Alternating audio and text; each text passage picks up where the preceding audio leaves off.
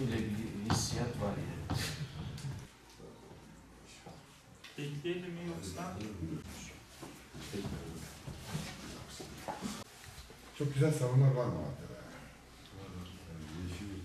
Herkes yapabileceklerini anlatmalı. Bizde bir gelenek gelişmiştir genelde. Biz bir problem çıktığında o problemi nasıl çözerize odaklanıp ben ne yapabilirim burada diye düşünmek yerine şu yapmıyor, bu yapmıyor, öteki şöyle yapıyor diye sürekli ötekiler üzerinden konuşuruz, cümlelerimizi kurarız. Biz bugün Malatya'dan farklı bir şey yapacağız. Biz ne yapabiliriz konuşacağız. Öncelikli olarak yaşanabilir bir dünya içinde yaşadığımız toplumda biz her ne kadar meclis dışı muhalefet partisiysek de partilere ve olayları değerlendirmeye farklı bir şekilde bakış açısı getirmeye çalışıyoruz. Şöyle ki, muhalefetin dilini kullanmak dahi karşıdakini incitmeden, rencide etmeden daha doğrusu, rencide etmeden, hakaret etmeden, aşağılamadan nasıl bir muhalefet yapılır? Muhalefet demek onunla düşman olmak demek değil, bilakis ona yol göstermek demek. Biz bunu nereden alıyoruz? Kendi inancımızdan.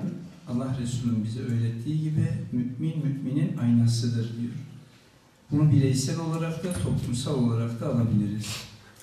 Sonuçta iktidardaki partinin ve eksiklerini görmeme ihtimalleri üzerinden hüsnü zanla hareket ederek onlara tavsiyelerimizi iletiyoruz. Bu bağlamda ülkemizde bizim Türk, Kürt, Laz, Çerkez, Arap, Acem gibi ırkımızla alakalı olarak herhangi bir ayrımımızın olmaması gerektiğini, vatanseverlikle milliyetçilik ve ırkçılık birbirine karıştırmamamız gerektiğini inanıyoruz. Hüdapar bir Kürt partisi algısı oluşturmak istenir her zaman için medyada. Ben Malatyalıyım, Yeşilyurtluyum, esnafım, elhamdülillah Türk'üm.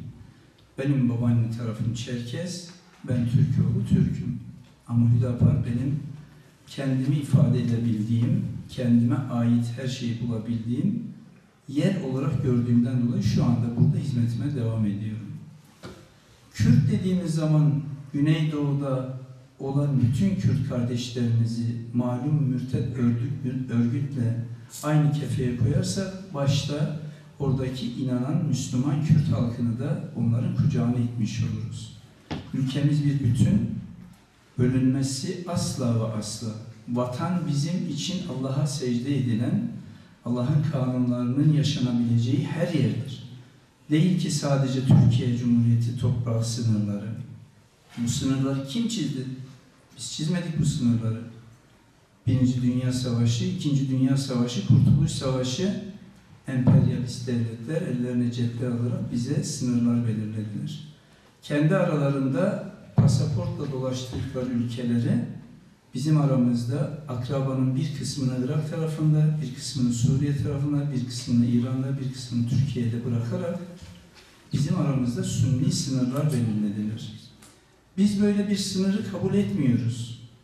Vatan dediğimiz bizim, oralarda bizim vatanımız. 100 yıl öncesine kadar vatanımızdı. Gene vatanımız olacak. Biz bu gözle bakmazsak, oradaki baktığımız, konuştuğumuz insanlara Kürt algısı ve farklı bir Kürt algısı üzerinden hareket edersek kaybederiz. Oradan emperyalist devletlerin yapmış olduğu, yapmaya çalıştığı şeyi göremeyiz maalesef. Adalet en büyük ihtiyacımız, eksiğimiz, olmazsa olmazımız. Hz. Ali'ye devletin dini ne olmalıdır diye sorulduğu zaman devletin dini adalet olmalıdır diyor. Kim için olursa olsun, kimden gelirse gelsin haklının yanında, kim için olursa olsun haksızın karşısında olan bir sistem. Bunu bize inancımız emrettiği için yapmamız gerekiyor. Sistem olarak bizim sistemimiz 100 yıl öncesine kadar Osmanlı'nın son dönemlerinde bu ülke hilafetle yönetilen ve İslam'ın kanunlarının uygulandığı bir ülkeydi. Ne oldu? Cumhuriyet tarihine, Cumhuriyet kurulduktan sonra laiklik diye bize farklı bir, yani tanımı dahi yapılamayan bir sistemi kabul edin dendi. Laiklik tanımını %100 şudur diye yapan hiç kimse olamaz.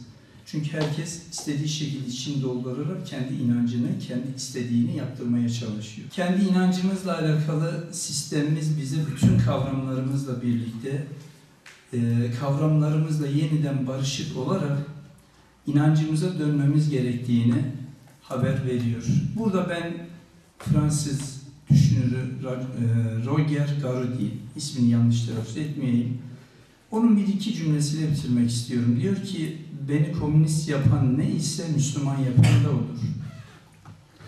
Ve diyor, dünyada her fikir, her söz 50-100 sene içinde eskiyip değerini yitirmeye mahkumdur.